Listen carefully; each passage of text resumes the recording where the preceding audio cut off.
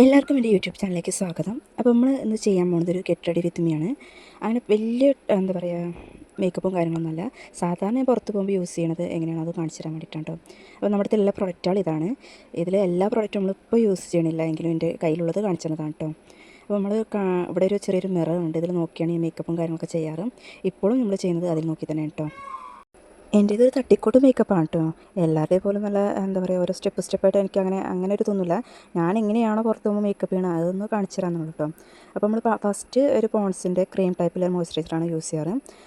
അപ്പോൾ അത്ര ഞാൻ ഇനിയിപ്പോൾ വീട്ടിലാണെങ്കിൽ പോലും അതേ ഇടാറുള്ളൂ. പിന്നെ സൺസ്ക്രീൻ ഉണ്ടെങ്കിൽ അത് യൂസ് ചെയ്യാറുണ്ട് കേട്ടോ. അപ്പോൾ നമ്മൾ പുറത്തേക്ക് പോവുകയാണെങ്കിൽ ആദ്യം മോയ്സ്ചറൈസർ യൂസ് ചെയ്യും, പിന്നെ പോൺസിൻ്റെ തന്നെ സൺസ്ക്രീന് യൂസ് ചെയ്യാറുണ്ട് കേട്ടോ.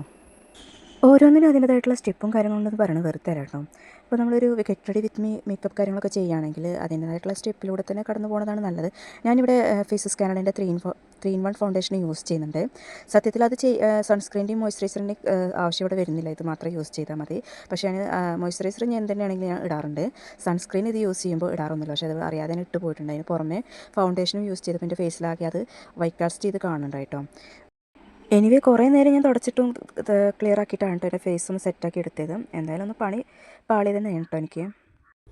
അതുപോലെ നിങ്ങൾ ശ്രദ്ധിച്ചിട്ടുണ്ടോയെന്ന് എനിക്ക് അറിയില്ല, എനിക്ക് ഐബ്രോസ് വളരെ കുറവാണ് കേട്ടോ. വളരെ കുറവായിട്ട് പറഞ്ഞാൽ ഇല്ല. അതുകൊണ്ട് ഞാൻ എവിടെ പോവുകയാണെങ്കിലും ഇപ്പോൾ ഞാൻ കാണിച്ച ആ ഒരു പെൻസിലല്ല, അത് ഐലൈനറാണ്. ഞാൻ മീഷോന്ന് ഓർഡർ ചെയ്തതാണ് കേട്ടോ. 2 ഉണ്ടായിരുന്നത്. ഒന്ന് എൻ്റെ മോന് കളഞ്ഞിട്ടുണ്ട്, ഒന്നിപ്പോൾ കയ്യിലുള്ളത് ആണ് ഇപ്പോൾ കാണിച്ചത്. അതുകൊണ്ട് ഞാൻ ചെറുതായിട്ടൊന്ന് ഇങ്ങനെ ഷേപ്പിൽ വരഞ്ഞ് കൊടുത്തിട്ട് കൈ കൊണ്ട് ഐബ്രോസ് ഒന്ന് സെറ്റാക്കിയിട്ട് ഷേപ്പിലാക്കി എടുക്കുകയാണ് ചെയ്യാറ്. ഞാൻ എപ്പോഴും പുറത്ത് പോകുമ്പോഴാണെങ്കിൽ എനിക്ക് തീരെ ഐബ്രോസ് ഇല്ലാത്തതുകൊണ്ട് ഞാൻ വീട്ടിലാണെങ്കിൽ പോലും ചിലപ്പോൾ ഇടയ്ക്കൊക്കെ ചെയ്യാറുണ്ട് കേട്ടോ. അപ്പോൾ അത് സെറ്റാക്കി കൊടുക്കുകയാണ് ചെയ്യാറ്. പിന്നെ നമ്മൾ ഐ ഷാഡോ ആയിട്ട് കൊടുക്കുന്നത് ലിപ്സ്റ്റിക് തന്നെയാണ് കേട്ടോ. ലിപ്സ്റ്റിക്ക് ഇൻസൈറ്റിൻ്റെ ലിക്വിഡായിട്ടുള്ള ലിപ്സ്റ്റിക്കാണ് നമ്മൾ ഐ ഷാഡോ ആയിട്ട് കൊടുക്കുന്നത്.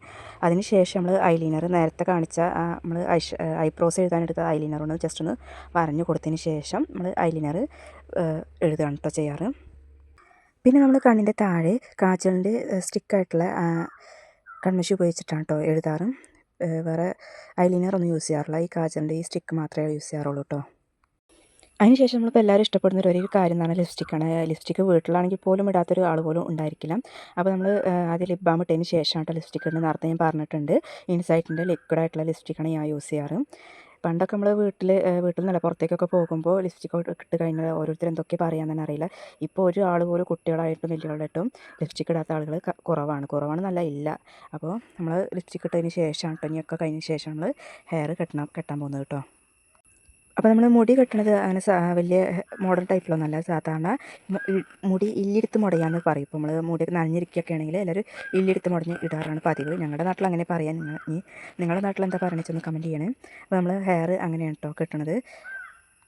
അപ്പോൾ ഹെയറും കൂടി കെട്ടിക്കഴിഞ്ഞപ്പോൾ നമ്മുടെ ഏകദേശം പരിപാടികളൊക്കെ കഴിഞ്ഞിട്ടുണ്ട്. ഇനി നമുക്ക് സിന്ദൂരം ഇട്ടിട്ടുണ്ടായിരുന്നില്ല. അപ്പോൾ കൂടി ഇട്ട് കഴിഞ്ഞാൽ നമ്മുടെ ഗെറ്റ് റെഡി വിത്ത് മീ ഇവിടെ അവസാനിച്ചിട്ടുണ്ട്. അപ്പോൾ നമ്മുടെ വീഡിയോസും കാര്യങ്ങളും നിങ്ങൾക്ക് ഇഷ്ടപ്പെടുകയാണെങ്കിൽ സബ്സ്ക്രൈബ് ചെയ്ത് ലൈക്ക് ചെയ്ത് കമൻറ്റ് ചെയ്ത് ഞങ്ങളെ സപ്പോർട്ട് ചെയ്യണം കേട്ടോ. അപ്പോൾ അടുത്ത വീഡിയോയിൽ കാണാം. ബൈ.